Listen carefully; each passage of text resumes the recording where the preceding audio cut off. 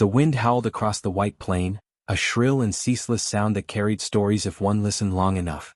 A traveler cloaked in fur stepped onto the edge of the village, his boots crunching on packed snow, his breath clouding the air like a ghost trying to escape his mouth. The village, half buried in frost, stood silent under an iron-gray sky. Smoke rose from only a few chimneys, thin and pale, as if even fire feared to stay long in this place. He paused beside the worn wooden sign-post, nearly swallowed by a snowdrift, and brushed it off to reveal a faded name. No one called it by that name anymore.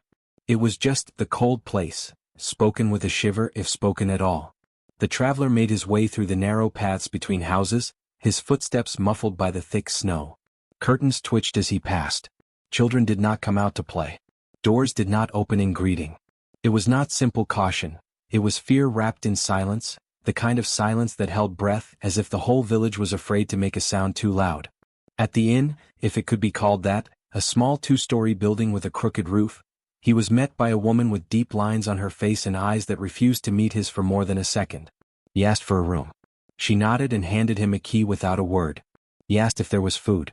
She pointed to a pot on the fire and returned to her corner, where she began sewing with thread that never quite touched the cloth. Later, as night fell and wind shook the walls, the traveler sat by the hearth, alone but not unwatched. The innkeeper's husband came to sit nearby, sipping from a cracked wooden mug. After some time the traveler spoke. "What happened here?" he asked, keeping his voice low. The old man didn't answer at first. He only stared into the fire. Then, without turning his head, he said, "We left her heart in the snow." The words hung in the air like frost on a branch, delicate and dangerous. The traveler waited, unsure if more would come. The fire cracked. "We thought she was dead," the man continued, "but it beats still." The traveler blinked. "What do you mean?" "They hear it," the innkeeper said suddenly from across the room. "The ones who know. At night. Beneath the ground. A sound like this," she pressed her hand to the table. "Boom, boom, boom. Slow. Steady. Louder in winter." "Whose heart?" the traveler asked. The old man stood and poured himself more wine, though his hands shook. "A girl. Long ago now. Maybe 10 winters past. She wasn't like the rest of us. They called her Kaya," the woman whispered. "Warmest girl in the coldest place. Too warm. Too strange." The traveler leaned forward.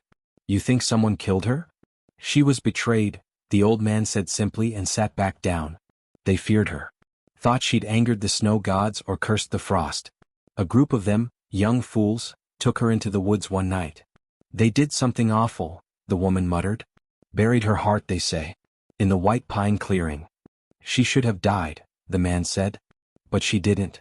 She changed," the woman added. "Now the ones who were there, most of them, they hear it. Not always. But when the snow is deep, when the cold bites hardest, her heart calling, beating, coming closer. And they don't last," the old man murmured. "One by one they vanish or wither or lose their minds. And still we hear it." The fire flared, unprovoked. The wind outside howled louder. The traveler looked from one to the other. "And no one's gone to find it?" "No," the woman said, her face pale now. "Would you dig up a curse?" The old man took a long drink. "No one speaks her name past sundown." Silence fell again. The wind pressed its icy fingers against the windows. Somewhere in the walls something creaked, not with settling but with tension, as if the very bones of the house had heard the name Kaya and shuddered. The traveler went to his room with a mind full of questions, but none more pressing than the one pulsing in his ears even as he tried to sleep. Boom, boom, boom. Like a heartbeat beneath the snow. The snow had fallen for days without pause, layering the village in silence and white. It clung to the roofs like heavy secrets and packed the winding paths so tightly that no sound escaped beneath the feet of those who dared walk them. Smoke curled reluctantly from chimneys, thin and unsure, as if even the fires within doubted their welcome in this place. A lone traveler approached from the north, his fur cloak dusted with frost, his breath curling in long ribbons as he walked the path into the village.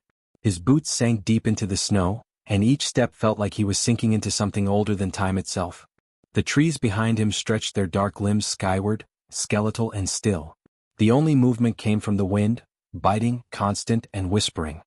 He arrived as the sun dipped low, though here the sun barely climbed high enough to touch the tops of trees.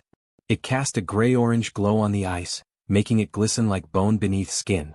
The village seemed empty at first, No laughter, no voices, only the scrape of wind along walls and the occasional creak of frozen wood. But eyes watched him from shuttered windows and barely cracked doors. At the edge of the village square stood a crooked wooden sign, buried halfway in a snowdrift. The traveler brushed away the frost. The letters were nearly gone, worn smooth by wind and time. The name of the village was unreadable. But it didn't matter. He wasn't looking for a name. He was looking for the truth. The inn was a low, hunched building leaning to one side like it had grown weary of holding secrets. The traveler stepped inside, shaking off the snow. The warmth hit him like a soft slap, too gentle to comfort, too strange to trust. A fire burned in a hearth of blackened stone. An old woman sat behind the counter, sewing, her fingers working faster than her eyes moved. He asked for a room.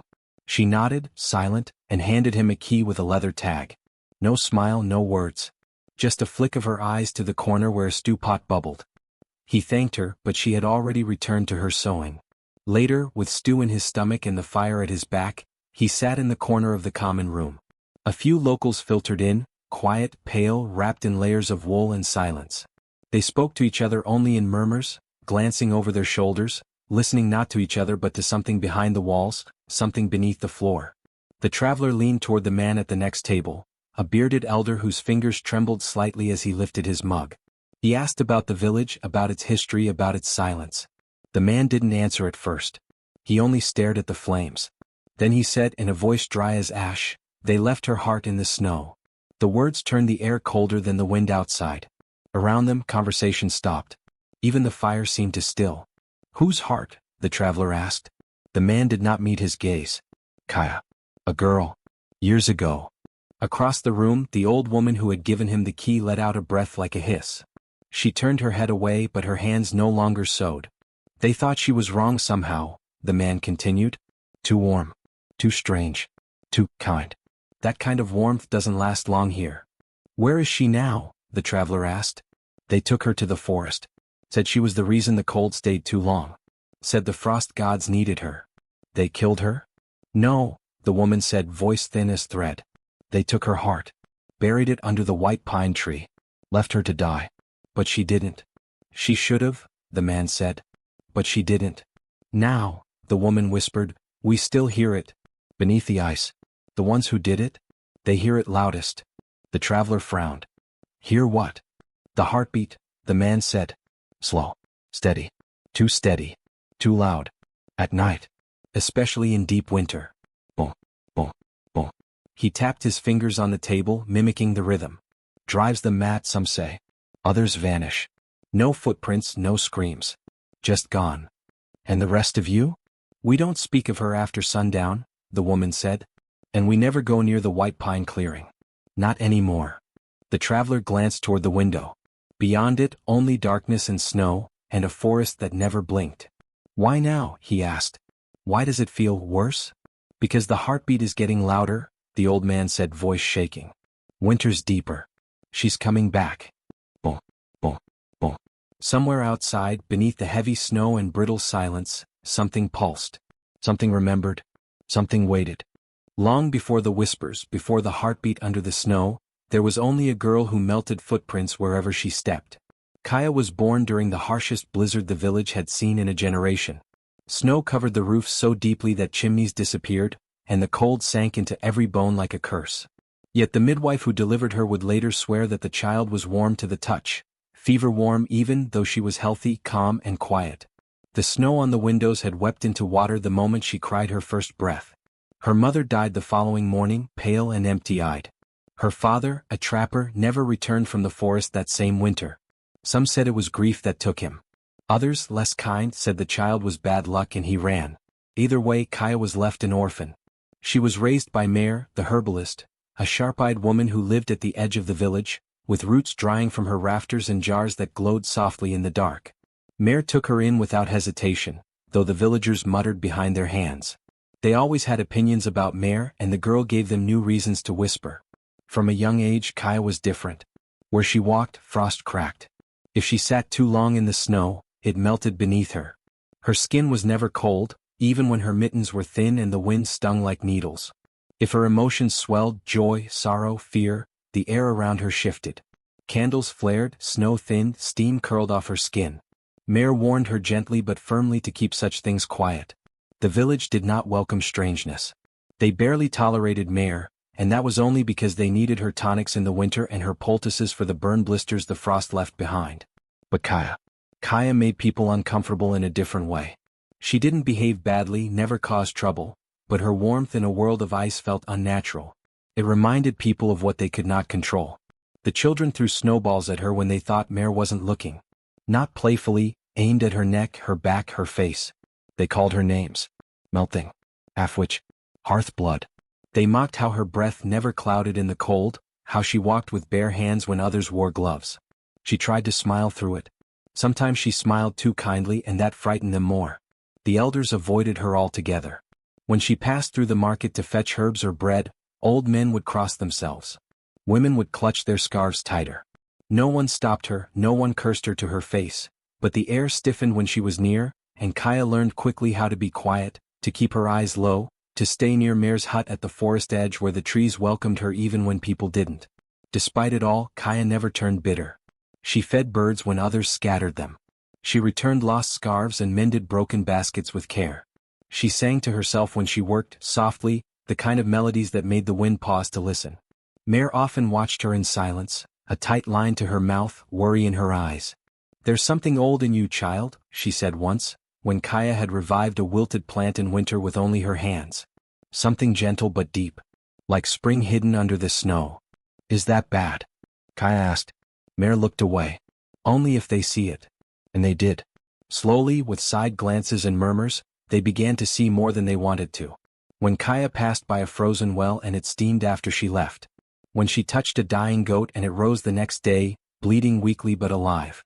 When a child who had bullied her broke out in burning fever, and Kaya, instead of walking away, stayed at his bedside all night, her warmth pushing the sickness from his skin. The parents didn't thank her. They stared at her like she was a riddle with sharp edges. As if her mercy frightened them more than any curse. That winter the cold bit harder. Food stores ran low. The lake stayed frozen longer than usual. The villagers grew anxious, huddled by fires that barely held their heat. And Kaya, warm, steady, strange Kaya, became the thing they could point to. The thing they could fear. She wasn't unaware. She felt the way they looked at her, the way their laughter faded when she came near. She saw how mothers pulled their children close when she passed. And she saw the glances Dren and the others gave her, ones that looked more dangerous than usual. Not just mocking. Not just fear. It didn't matter that she had never hurt anyone. It didn't matter that she had done nothing wrong. To them, warmth didn't belong in a world carved from frost. The first signs of trouble were subtle, barely noticeable to anyone who didn't look closely. The lake, usually frozen solid by midwinter, showed patches of black water near the edges. Snow that had once packed neatly into the village paths began to slush and shift, forming uneven ridges that made walking treacherous. Animals that had tolerated the cold now whimpered in barns and pens, shivering as if the frost had lost its authority. The villagers noticed these changes and quickly sought a scapegoat. Their eyes, narrowed and wary, began to settle on Kaya. The girl who walked through the snow barefoot, who left warmth in her wake, who had inexplicably revived a dying goat the previous week. She became the embodiment of what they could not understand. Children whispered her name in corners, parents clutched scarves tighter when she passed, and the wind seemed to echo their suspicion, carrying faint rumors across frozen rooftops. Dren, the headman's son, was the first to act. He was tall and strapping, with sharp features hardened by too many winters spent outdoors. Where others whispered, he confronted. Where others feared, he provoked. He gathered a small group of like-minded youths, eager to assert themselves as protectors of the village order. Their reasoning was simple. Kaya's warmth, her strange presence, must be unnatural. She must be blamed. "Look at the snow," Dren said one evening in the dim light of the tavern. "It's alive where she walks. The frost cracks. The animals go wild. If she is not stopped, she will ruin us all." His companions nodded, though some did so more from fear than conviction. Dren was persuasive, his voice a whip in the winter air. Other villagers followed quietly, allowing the whisper of suspicion to spread like smoke. They recounted every incident, magnifying small mishaps into omens. A missing cow became a sign of her curse. A snowstorm that veered off course, missing the village only to batter a distant hill, was proof of her power. Even Mare, who had long been Kaya's protector, could not completely shield her from the restless murmurs. The tension was palpable. Each time Kaya stepped into the village square, conversations paused. Merchants closed their stalls an inch too quickly. Mothers pulled children from her path. Even the elders, who had seen more winters than any others, eyed her with unease, their voices low with suspicion. It was not hatred exactly but fear, a primal, creeping dread that sought an outlet. Kaya noticed the change in their behavior. She felt it in the tilt of their heads, the stiffness in their gait when she passed. Their eyes darted away when she looked at them. She tried to smile to reassure herself, but even the sun in its weak winter light seemed reluctant to warm her face. For the first time she felt the sharp edge of isolation. At night, the cold pressed against her window pane like a warning. Frost patterns grew intricate, curling in ways that mirrored her unease. She sat on her bed, hugging the blanket Mare had given her, staring at the dark sky beyond the glass. Every whisper of wind sounded like a warning. Every creak of the house echoed the unspoken fear of the villagers. And then came the overt acts. Children, emboldened by Dren, threw clumps of icy snow at her as she walked past the schoolhouse. They called her names: Winter Witch, Frostblood, Hearthless. The words stung, but Kaya's heart remained warm and she avoided retaliation, focusing instead on gentle gestures, picking up fallen snow, brushing off the villagers' doors and murmuring quietly to the animals around her. Dren escalated. One day he blocked her path and demanded she explain the melting snow near the village well. "Why do you defy the frost?" he sneered, eyes glinting with cruel intent. "Do you think we are blind? Do you think we will suffer your warmth in our homes?" His friends snickered behind him. The adults passed by silently, unwilling to intervene but eager to watch the confrontation unfold. Kaya knelt to pet a stray dog that had wandered too close to Dren. Its fur was matted, its nose cold, and it shivered. "I do no harm," she said softly. Her voice was calm, steady, and entirely without anger. She didn't even look up at Dren. "The snow will survive without fear. The world will continue." But her words were ignored. The villagers' fear had taken root. Dren's group spread stories that Kaya whispered to the animals, that the wind obeyed her commands, and that she carried magic that could twist winter itself. Each tale added weight to the growing suspicion, a snowball rolling faster than anyone could stop it. Even Mare, watching from the shadows of her hut, felt the tension in her chest tighten. She knew that the danger was no longer theoretical. Fear, once a quiet murmur, had grown into a living force, feeding itself on every glance, every misstep, every unexplained thaw. The villagers would not stop here. Something would have to happen. Something cruel. And so the seeds of betrayal were planted. Dren and his companions, convinced they were acting for the survival of the village, began to plot. Their plan was cruel, deliberate, and irreversible. They whispered their intentions in taverns and alleyways, where the cold wind carried every word like a warning. By the time the first snow of midwinter fell, the villagers had already begun to fear the girl who warmed the ice with her heart.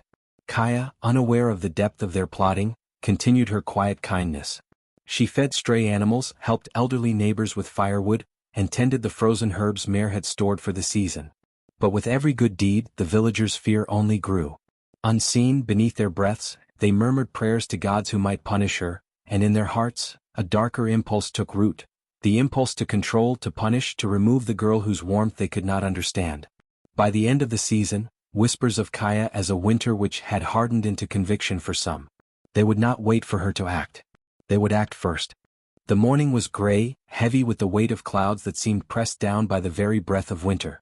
Kaya had risen before dawn as she always did, gathering firewood and checking the herbs stored outside in the snow. The chill bit at her fingers, but she did not mind.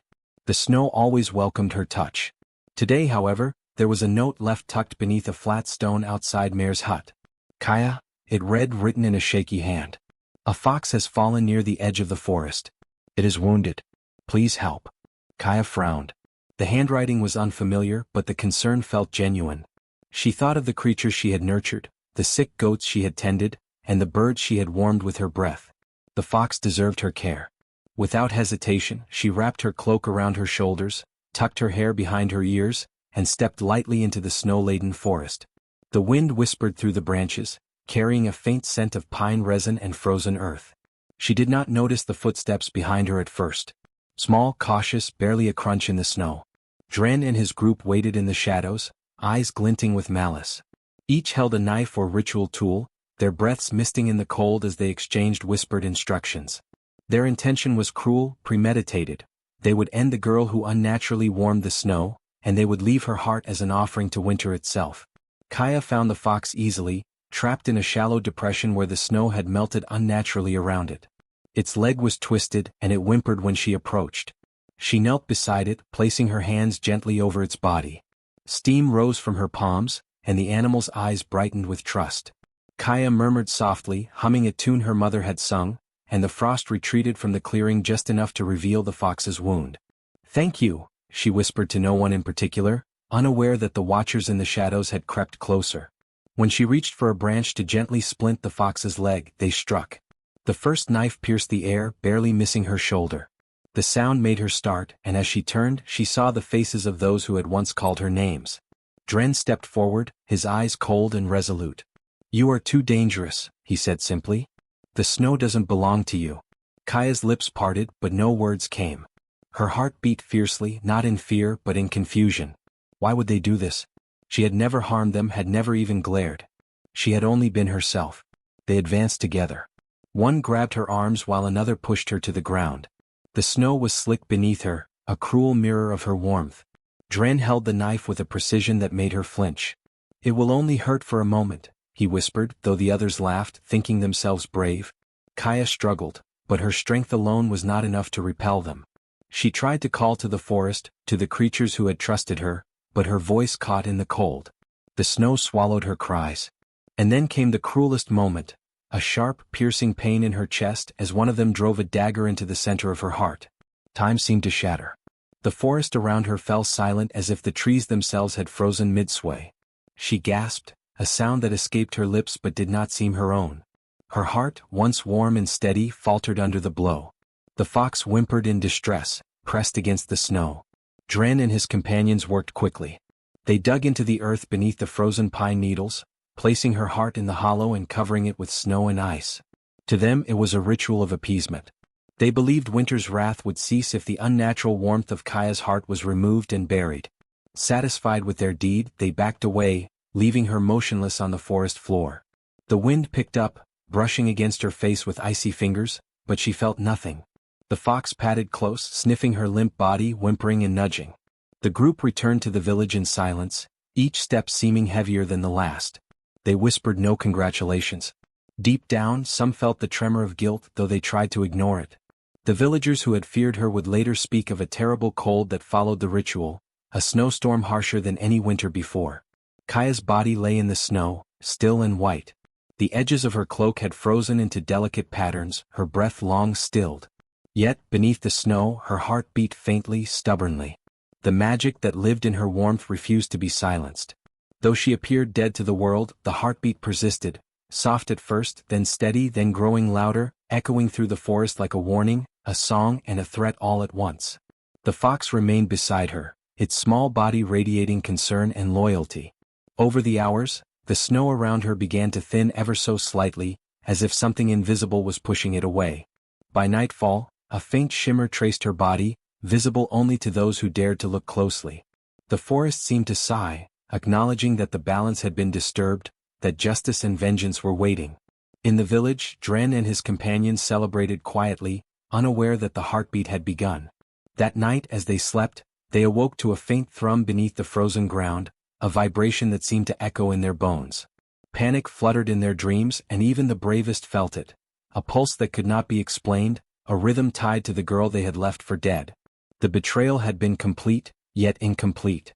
The heart remained, and with it Kaya's presence, subtle, alive and dangerously aware. The forest, the snow, and the girl's own magic were now entwined, ready to remind the world that cruelty left unpunished would not go unanswered. The forest remained silent after the villagers left, the snow settling gently over the hollow where Kaya's heart had been buried. Yet beneath that blanket of ice and white, a faint thrum began, almost imperceptible at first, a tiny pulse, steady and insistent. It was as though the snow itself had taken a breath, listening, waiting. The wind carried no whispers that night, only the hush of untouched pines and the faint crackle of frost settling on branches. Kaya lay on the frozen ground, her eyes closed, her body pale and stiff. The cold pressed into her like a weight, but her mind was not gone. Somewhere deep within, a spark of consciousness flickered. She felt the absence of her heart but also something else, A pull, a presence, as if the forest itself had noticed her plight. A light stirred between the trees. Pale and silver, it glimmered through the darkness, moving with fluid grace. The snow shifted with each step, forming paths as if guiding her to safety. A being emerged from the shimmer, a snow spirit, ancient and tall, its body translucent, outlined in frost, and eyes like frozen lakes that reflected both winter and time itself. Its presence was not frightening but commanding, a force older than the village, older than the mountains, older than the biting cold. Child of warmth, the spirit's voice echoed without sound, resonating directly in Kaya's mind. They have taken what is yours, yet you still exist. The heart beats beneath the snow. Remembers? It waits. Kaya tried to rise, but her body felt like ice. I'm broken, she whispered, voice barely a breath. They took my heart. I cannot move. I cannot live without it. The snow spirit knelt beside her, its hand hovering over her chest, not touching but radiating a warmth that seeped into her frozen limbs. Life is more than flesh and blood. Your essence persists. You are not yet gone. I will help you, but know this, the heart is both your gift and your weapon. It will beat even when unseen, and those who wronged you will feel its call. A gentle warmth spread through her body, starting at her head and flowing downward like the thaw of spring. Slowly, her limbs regained their flexibility. Her chest rose and fell with her breath, shallow at first, then steady. Yet when she reached to feel her own heart, her hands grasped only empty ribs. The hollow remained, yet the life within her was undeniable. The fox, still waiting near her side, patted close and nuzzled her ankle. Its small warmth seemed to echo the snow spirit's presence, reassuring her that not all had been lost. Kaya rose to her knees, shivering, and looked around. The forest was no longer just a collection of trees. It seemed alive, watching, protective, and dangerous all at once. The snow spirit's eyes glimmered in the moonlight, reflecting the vastness of its power. They thought death would end you, the spirit whispered. But death is only the beginning of what they will fear. Kaya's mind reached out instinctively. Even without her heart, she could feel the rhythm beneath the snow. Thump, thump, thump, faint at first, growing with each passing hour. The heartbeat was hers and yet not hers, a tether linking her to the frozen forest and, crucially, to the village that had betrayed her. That night, the villagers slept uneasily. Some of the perpetrators dreamt of pulses beneath their floorboards, faint at first, then insistent. Dren awoke several times, convinced something, was beneath his bed, pounding against the wood with a deafening rhythm. The snow outside their doors shifted inexplicably. Footsteps were heard where none had walked. Ice cracked along the paths of their homes, though the cold had made everything solid. Panic stirred quietly, feeding itself on fear, yet they told no one for fear of ridicule. Kaya, now partially healed but incomplete, rose to her feet in the forest. Her gaze fell on the snow, and she reached out with a feeling that was neither magic nor entirely conscious. The heartbeat beneath the frozen ground resonated with her intention. It pulsed faster, almost impatiently, and the snow responded. Frost swirled in the air like tiny ribbons, circling her and the fox. The forest seemed to bend slightly toward her, acknowledging her return from death. Over the next nights, the heartbeat grew. The rhythm was faintly audible to those who dared wander outside at twilight. Villagers whispered of strange occurrences, doors rattling without wind, snow shifting on rooftops, a soft pulse beneath the soles of their boots. Windows would fog with strange patterns, echoing a rhythm they could not understand. The heartbeat was a warning, a reminder, and a promise all at once. Kaya learned from the snow spirit that the heart could not be restored in the normal way, but it did not matter. The heartbeat's presence beneath the ice made her power more subtle, more pervasive. She could act without moving, influence without speaking, and the village that had sought to erase her existence could feel her essence in every snowflake, every icy breeze, every quiet night. For Kaya, the world had changed. She was not whole, not yet, but she was alive. The snow spirit vanished at dawn, leaving her with a quiet message that lingered like frost on her skin. They may think you are gone, but your pulse reaches them all. They will hear it. They will remember. And in the village, the first whispers began to spread, growing in fear. The heartbeat, in the snow, it is hers. It beats for us.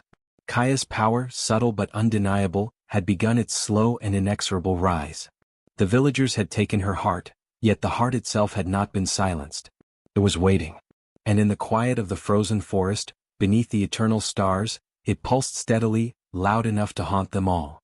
The nights grew longer, colder, and heavier in the village. Even the stars seemed distant, faint, and indifferent, as if they too had turned away from the place where cruelty had been done. The snow, once a silent blanket, began to shift in subtle, unsettling ways.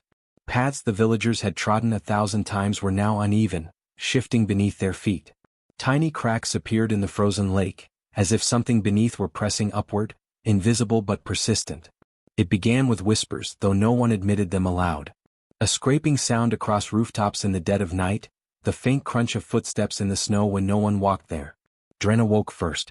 He bolted upright, shivering, convinced someone was in his room. The hairs on his arms stood like frozen needles. He blamed the wind at first, but the wind could not mimic the steady, insistent rhythm, the heartbeat that pulsed beneath the snow. Thump, thump, thump. He heard it under his floorboards, beneath the walls, within his own chest, as if Kaya's heart had claimed him as well. His dreams that night were filled with her eyes, calm, sorrowful, and piercingly accusatory. Every time he blinked, she stared at him. Every shadow seemed to curl into her form. He awoke drenched in sweat, convinced that she had come for him. The other villagers experienced similar disturbances. Fires that were meticulously stoked and tended would not hold. Flame flickered and died with sudden cold gusts, leaving hearths empty and kitchens frozen. Milk soured overnight without explanation. Livestock shivered as if sensing something amiss, even when pens were warm. Doors that had always creaked predictably now slammed or rattled of their own accord. The snow itself seemed alive, sometimes forming small ridges that resembled footprints, always just beyond the reach of careful observation. And always, beneath it all, the heartbeat. Thump, thump, thump. It grew steadily louder for those who had taken part in Kaya's betrayal. Dren could not sleep, nor could his companions. They whispered among themselves in dark corners, denying what they heard. "It's just the wind," one said. "We are imagining things," another insisted. Yet their eyes betrayed the truth. Each night, the pulse came closer, louder, and more insistent, forcing them into sleepless anxiety and paranoid thoughts. Some villagers swore they saw glimpses of her in the periphery, a pale figure gliding through the snow at night, hair like frost, eyes luminous in the darkness. They dared not call out. The guilty ones whispered frantically, trying to explain it away. Others, unaware of the betrayal, simply shivered and avoided the edges of the forest, sensing unease without understanding its source. Dreams became the most persistent form of haunting. Dren and his friends saw Kaya's face in every shadow. Her lips did not move, yet he could hear her voice echoing inside his mind. "They thought they could bury me. They thought they could silence my warmth. But it beats, always, beneath the snow." The others woke screaming, clinging to blankets, swearing that the snow outside moved when no wind blew. Even the village children, though innocent, felt the presence. Snow angels that had been made by playful hands often transformed overnight into shapes resembling a heart, small cracks forming beneath where they lay. Icicles along eaves seemed to drip in time with a pulse. When children fell asleep, some reported hearing faint rhythms in the quiet. Adults dismissed them, but the rumor spread nonetheless, adding to the tension, adding to the fear. The village as a whole became uneasy. Whispers of witchcraft intensified. Mothers pulled their children close when they spoke of Kaya. Tradesmen hesitated to enter the forest or bring snow in for food preservation. Even the headman felt the pressure in his bones, though he never admitted the reason why. There was a shared understanding that something beyond explanation was at work, yet no one dared confront it directly. Dren's companions began to fracture under the pressure. Paranoia and guilt twisted their interactions. Small quarrels erupted into shouting matches. One night, a fire that had been tended carefully by Karen suddenly flared and went out, leaving the room freezing. When he shook his head in disbelief, he could feel it again. Thump, thump, thump, reverberating in the floor beneath him, in the walls, in his chest. No amount of reasoning or denial could quiet it. The snow spirit, unseen by all, watched Kaya's heartbeat ripple through the village. It pulsed deliberately, subtly influencing fear and conscience, a measured response rather than blind vengeance. Kaya herself observed from the forest, her body still recovering, her mind expanding in understanding of her connection to the heartbeat she had left behind. She did not rush her revenge, she did not yet need to. The pulse was enough. The pulse alone reminded the village that cruelty leaves traces. The heartbeat was not constant, it ebbed and flowed like a tide. Sometimes, on cold, silent nights, it seemed almost gentle, as if Kaya was only whispering warning, not punishing. Other nights, especially when Dren's group met or drank, it thumped with terrible insistence, rattling their teeth in sleep and shaking their bones as if the snow itself had taken form beneath them. Stories of the haunting began to spread among villagers. Some claimed to see the snow move like a living thing. Some swore they heard whispers inside the walls, murmurs of Kaya's voice. Others swore nothing had happened, telling themselves it was merely imagination. But those who had wronged her could not deny the rhythm, could not ignore the pulse. In the deep of night, when the wind howled and the snow drifted over the hidden heart beneath the frozen forest floor, the village remembered, collectively and individually, that actions carried consequences. Kaya's heart, though not in her chest, remained alive and loud, connecting her to the village through an invisible thread of power, patience and quiet, terrifying awareness. Even in silence, even in denial, her heartbeat was there. Thump, thump, thump, closer, louder, unavoidable. The morning Kaya returned, the village awoke to a silence heavier than the deepest winter night. The air was still, unnaturally so, as if the world itself had paused to witness her arrival. Snow had fallen overnight, though no clouds marked the sky, a delicate layer that blanketed streets, rooftops and yards alike. Footprints appeared where none had walked before, straight toward the village square, yet no living creature was visible. Kaya stepped into the square, her figure pale as frozen glass, her hair dusted with frost. Her eyes, once warm and gentle, now held a distant, unwavering light, as if she were simultaneously present and observing from a faraway place. Villagers drew back instinctively. The children who had once teased her stared wide-eyed. Adults whispered in terror, clutching shawls and scarves tighter around their necks. Even the headman hesitated, leaning against the doorway of the hall, unable to step forward. She did not speak at first. She did not raise her voice or wave her arms. She merely walked, each footfall leaving a light dusting of frost in its wake, and the temperature seemed to drop with her passage. Snowflakes gathered unnaturally, spiraling in gentle patterns that mirrored her movements. The air smelled faintly of pine and cold earth, with an undercurrent of something older, powerful and unyielding. Those who had wronged her first began to falter. Dren, whose cruel hands had driven the dagger into her chest, felt his pulse slow unnaturally. His breath came short, his vision blurred, and a cold chill settled into his chest. It was subtle at first, a discomfort, a tightness, but it intensified with each step Kaya took in the square. Karen and the others fared no better. Their hearts, once steady and robust, faltered in rhythm, echoing the lost heartbeat buried beneath the snow. Kaya's gaze settled on them, but she did not speak with rage.